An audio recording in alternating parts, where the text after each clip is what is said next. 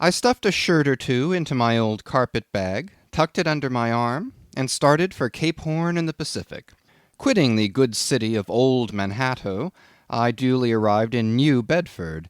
It was a Saturday night in December. Much was I disappointed upon learning that the little packet for Nantucket had already sailed, and that no way of reaching that place would offer till the following Monday. As most candidates for the pains and penalties of whaling stop at this same New Bedford, thence to embark on their voyage, it may as well be related that I, for one, had no idea of so doing. For my mind was made up to sail in no other than a Nantucket craft, because there was a fine boisterous something about everything connected with that famous old island which amazingly pleased me. Besides, though New Bedford has of late been gradually monopolizing the business of whaling, and though in this matter poor old Nantucket is now much behind her, yet Nantucket was her great original, the Tyre of this Carthage, the place where the first dead American whale was stranded. Where else but from Nantucket did those aboriginal whalemen, the red men, first sally out in canoes to give chase to the Leviathan? And where but from Nantucket, too, did that first adventurous little sloop put forth, partly laden with imported cobblestones, so goes the story, to throw at the whales, in order to discover when they were nigh enough to risk a harpoon from the bowsprit. Now, having a night, a day, and still another night following before me in New Bedford, ere I could embark for my destined port, it became a matter of concernment where I was to eat and sleep meanwhile. It was a very dubious looking, nay, a very dark and dismal night, bitingly cold and cheerless. I knew no one in the place. With anxious grapnels I had sounded my pocket, and only brought up a few pieces of silver. So wherever you go, Ishmael, said I to myself, as I stood in the middle of a dreary street shouldering my bag, and comparing the gloom toward the north with the darkness towards the south, wherever in your wisdom you may conclude to lodge for the night, my dear Ishmael, be sure to inquire the price, and don't be too particular. With halting steps I paced the streets, and passed the sign of the Crossed Harpoons, but it looked too expensive and jolly there. Further on, from the bright red windows of the Swordfish Inn, there came such fervent rays that it seemed to have melted the packed snow and ice before the house, for everywhere else the congealed frost lay 10 inches thick in a hard asphaltic pavement. Rather weary for me when I struck my foot against the flinty projections, because from hard remorseless service the soles of my boots were in a most miserable plight. Too expensive and jolly, again thought I, pausing one moment to watch the broad glare in the street, and hear the sounds of the tinkling glasses within. But go on, Ishmael, said I at last, don't you hear? Get away from before the door, your patched boots are stopping the way. So on I went. I now by instinct followed the streets that took me waterward, for there doubtless were the cheapest, if not the cheeriest, inns. Such dreary streets! Blocks of blackness, not houses, on either hand, and here and there a candle, like a candle moving about in a tomb.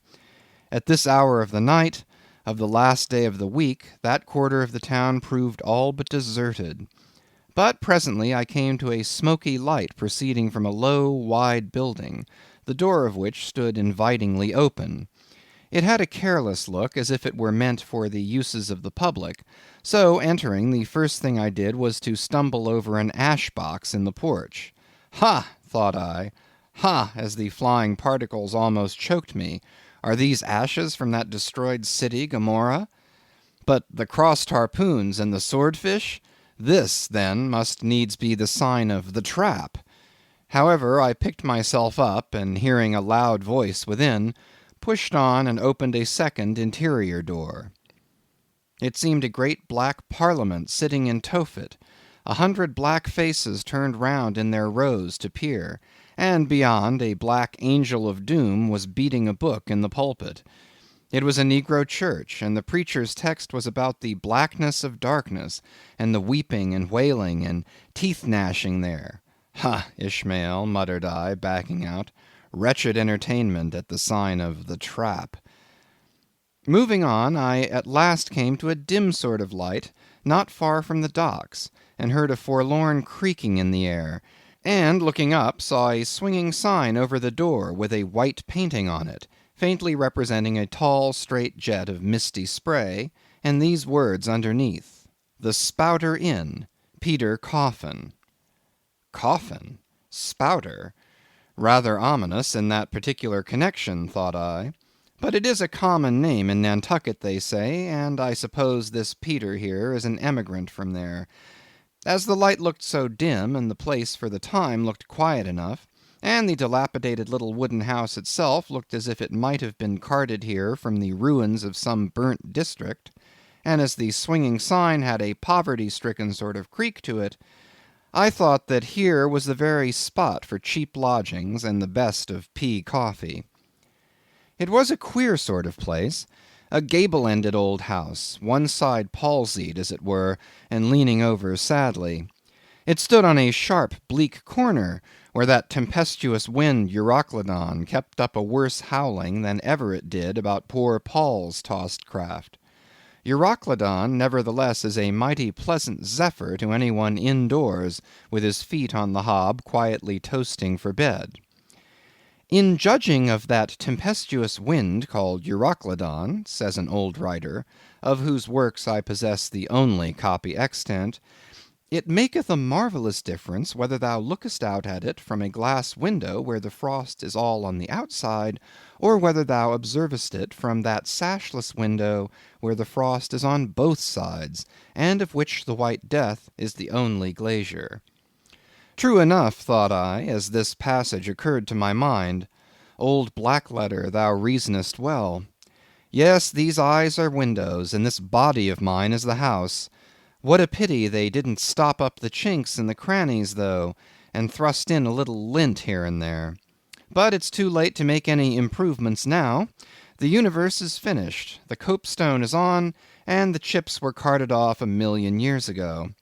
Poor Lazarus there, chattering his teeth against the curbstone for his pillow, and shaking off his tatters with his shiverings, he might plug up both ears with rags and put a corn-cob in his mouth, and yet that would not keep out the tempestuous Euroclydon. Euroclydon, says old Dives in his red silken wrapper. He had a redder one afterwards. Pooh, pooh, what a fine frosty night! How Orion glitters! What northern lights! Let them talk of their oriental summer climes of everlasting conservatories. Give me the privilege of making my own summer with my own coals. But what thinks Lazarus? Can he warm his blue hands by holding them up to the grand northern lights? Would not Lazarus rather be in Sumatra than here? Would he not far rather lay him down lengthwise along the line of the equator? Yea, ye gods! Go down to the fiery pit itself in order to keep out this frost? Now that Lazarus should lie stranded there on the curbstone before the door of Dives, this is more wonderful than that an iceberg should be moored to one of the Moluccas. Yet Dives himself, he too lives like a czar in an ice palace made of frozen sighs, and being president of a temperance society, he only drinks the tepid tears of orphans. But no more of this blubbering now. We are going a whaling, and there is plenty of that yet to come. Let us scrape the ice from our frosted feet, and see what sort of a place this Spouter may be.